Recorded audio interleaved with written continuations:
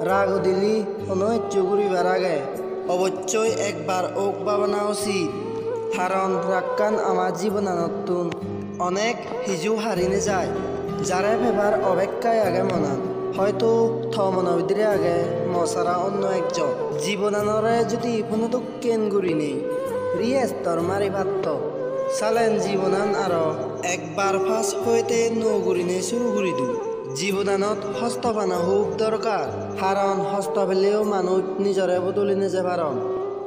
যেদিন তরে বিরক্ত করো না চারিদিন সেদিন নিয়ে তুই বুঝিল তুই মরে আরিও বিলিনি হোসপাং হেনে হিচ্ছু নলগাং আরো হোসপাং হেনে এককেনা অবহেলার লই বেসগুড়িও হস্তপান হোসপাং হেনে আজার হস্তপানা পরেও চারিনে যে নভারম তোর অবহেলা পিয়ংয়েও মুই অনেক খুঁজি বেগ আজাগানিও হন পূরণ নহব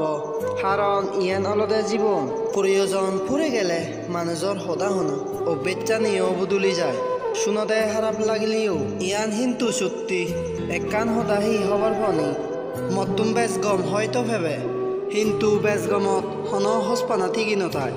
হোসপানা হনদিন ভাবি বুঝিনে নয় হোসপানা ওই দি মনৰ অজান্তে মানুষ হনদিন তোর হোসপানার মানুষরে রাং নগরণ